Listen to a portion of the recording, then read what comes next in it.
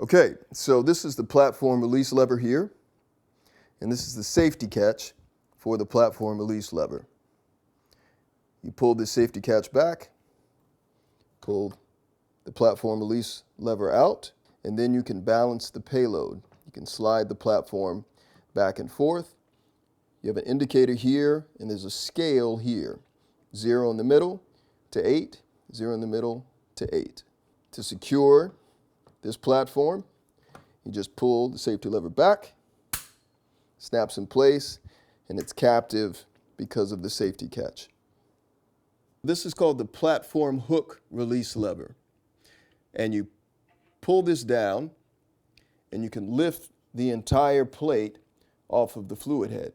Now, this will not move down when the previous safety latch, the platform latch, is engaged. So you have to release the platform release lever, then you're able to pull the platform hook release lever down, and you can lift the entire plate off of the tripod head. Now, to return it, you actually do not have to pull this down to put the plate back on. Just slide in, push down, snaps in place. But now, it's not captive because you can still slide it back and forth until you engage the platform release lever safety. Boom. And now the plate is secured on the fluid head. So this is the camera plate clamp lever, and this is the camera plate clamp release lever. But I prefer to think of this as just the safety catch for this release. So if I try to release it without doing this, it's not going to do anything. Can't move it. Won't go. Okay. And if I move this up and move this over, then I can take the camera plate off of the slide plate. And this is actually very useful because you can just release the camera and take it off, put it on your shoulder if you need to, and then you can easily put it right back on the sliding plate. And you have to make sure to see how it snaps back, but it doesn't snap all the way back. To completely secure it, click. Okay, and that's pretty much the most difficult part about this OConnor 2575D Ultimate. Everything else is pretty self-explanatory and is labeled on the camera. This is the tilt lock, as it says. Unlocked, locked. This is the cover for the battery for the illuminated bubble level. Just unscrew this and you can replace the battery here. And this is the button to illuminate the bubble level. This is a really nice feature of this OConnor head. You have red here, green here. And this is called the tilt center lock lever. Now the nice thing about this is, let me unlock the tilt. So I can tilt here and tilt here. Now if you have a heavy camera on here, you can move this lock lever to red, you tilt, and you hear it click into place. And that means it's locked. It will not move. Now this is a secure lock. This is not going to slip or slide, where this tilt lock lever potentially has, someone could bump it, someone could knock it, and if it's not balanced, the camera could tip forward or backward. So this is a really nice feature to have when you're building your camera. It's completely secure and is not going to move. Now we're just moving down here, and this is the pan fluid drag adjustment knob. And if you can see here, you can see the display, the scale for the pan fluid drag. And it's continuously variable. So I can set it here at 0. So the pan lock is unlocked. Let's unlock the tilt lock. It's still not going to go anywhere because we have the pin in. And this is how it moves at 0. Now, this is not completely free. And this is one thing that you get with continuously variable fluid heads. The Cartoni is the same way. So if you're looking to do a quick whip pan, you still can do it. It's still possible, but it's not completely free like on something like the Sackler when it's set at 0. There still is some resistance to the pan, even at the 0 setting. But The nice thing about this head, as soon as you crank in just a little bit, let's set it to 1. And this is me really trying to move this tripod head. I can't imagine if you set it to 9 unless you had a 90-pound camera on here.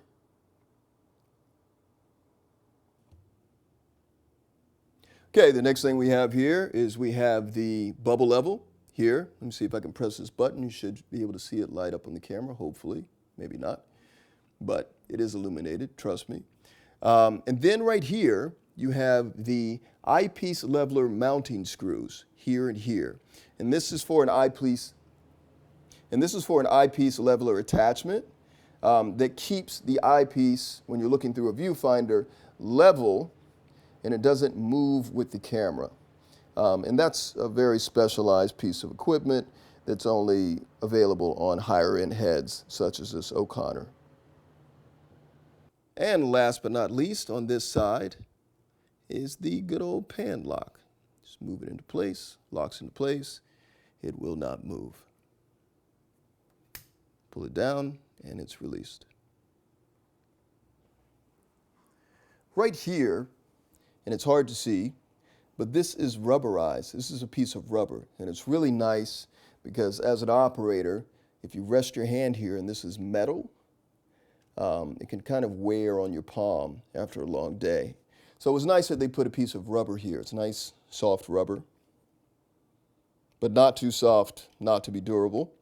And you can rest your hand here, which is really nice. And if you notice, these rosettes have really deep teeth for gripping. And that's in order to move heavier cameras. And this is where the magic happens, so to speak. This is the counterbalance numerical display. And this is the folding counterbalance adjustment crank. So if I want to adjust the counterbalance, pull this knob out, go down, go up. You could dial it right in. And when you have a particular camera build all the time, this is nice because you know you can just dial it in. You could use the scale on top of the head right here. Put the sliding plate where it needs to be, dial in the counterbalance, and then you're good to go. Very fast. There's one thing that I've never understood why Sockler and OConnor try to compete. Sockler often says because they have 0 through 7, and you can just put it on a 3, that it's faster and easier to counterbalance, and that's not true. As long as your counterbalance has a numerical scale, this is much better. Again, because it's continuously variable, you can dial in, because it's continuously variable, you can dial it in to exactly where you need it, unlike a Sockler, where you'll get it close, but sometimes you'll never get it just right.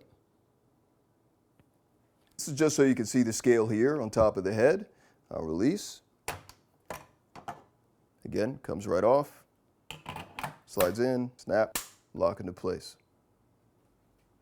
Okay, to say that the tilt fluid knob is in an awkward place would be an understatement, in my opinion, but this is where it is.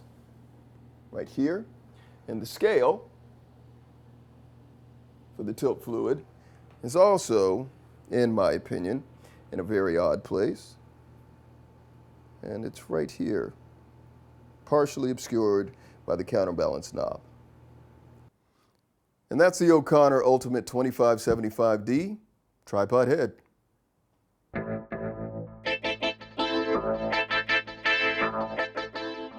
Battery changed, we're back up and running. Hey, here I am, there I am, hey, hey, hey. This would not be a camera build that I would normally use, but hey, you never know. If you were on a tripod and you needed something where you quickly needed to take this off the tripod and put it on your shoulder, and then you can just have your handles here and your follow focus and you're good to go, hey, why not? So 32-pound build here. Can you see me? Let's balance this bad boy. So like I said before, ooh, probably tighten that up. Like I said before, over here, the nice thing we have is, you see this is red, that means this is locked. Locked. It's not going anywhere. There's a pin going through here, and it's not going to move. You can't tilt it. The tilt lock's not even on. So let's put this tilt lock on. Tilt lock on. Boom, pin out, green. Now, I have the counterbalance over here. You probably can't see me because this big old camera's in front of me with this humongous tripod head.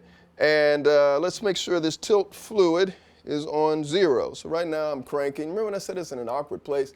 I think it's in an awkward place.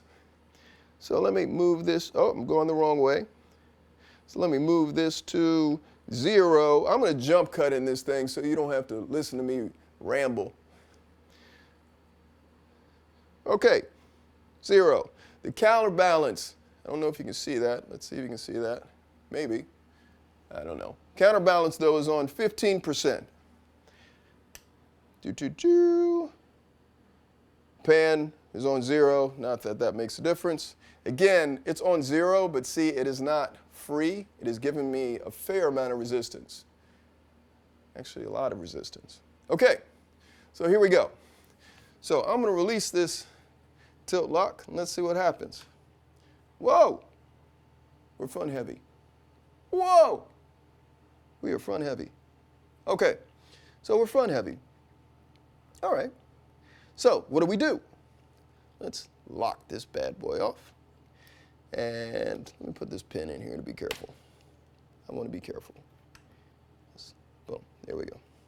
Okay, so we're front heavy, and right now we are on 1 on this scale. So let's, boop, and let's slide this back to 2 and see what happens. Push this back in, snap, snap, boom. Okay, we're still a little front heavy, aren't we? Okay, just a little bit. Let's lock this back off again. Boop. There we go. And safety. Slide lever release. Let's go to right around 3 now. Might have been too far, but let's see what happens. Here we go. Release. And yeah, because now we're a little back heavy. Sounded like I said black heavy, didn't it? Black heavy. No, back heavy. Don't be racist. And so, actually, it's not bad, though.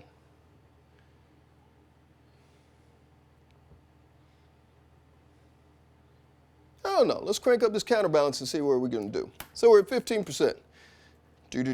Now, this is where continually variable counterbalance is the way to go.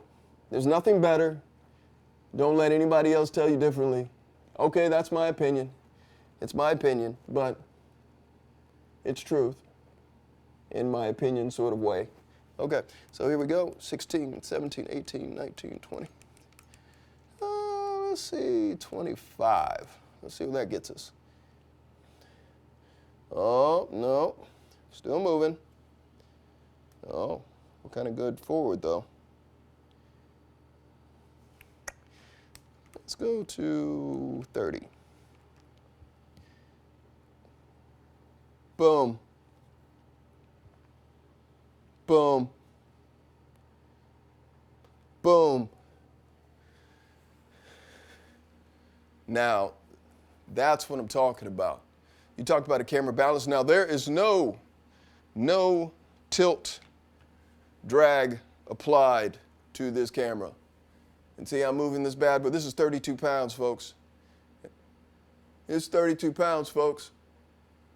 Oh, I think I need to do a little balance adjustment, but that's okay. Remember how it was a little too far back, but now that we have the counterbalance, all right, I'm okay sliding just a bit. Let's see here. Let's go, skirt, skirt, skirt, skirt. Let's lock this backboard. There we go. All right. Boop, boop, boop. There it is. There it is. Okay, and why counterbalance? Counterbalance so that the tripod head can do the work and not your arm. Look at this. What? 1 finger? Because I'm so strong, 32 pounds. That's nothing for this finger, nothing. Okay, so that's the benefit. That's how you balance. Pretty kind of Alexa size load on an OConnor 2575D head. Okay, so let's talk about these OConnor legs. Now, I don't know what you're into, if you're into short legs or long legs. These are short legs right here because the long legs are just long, and I couldn't pan that much on those long legs. But whatever you're into, these legs are sturdy.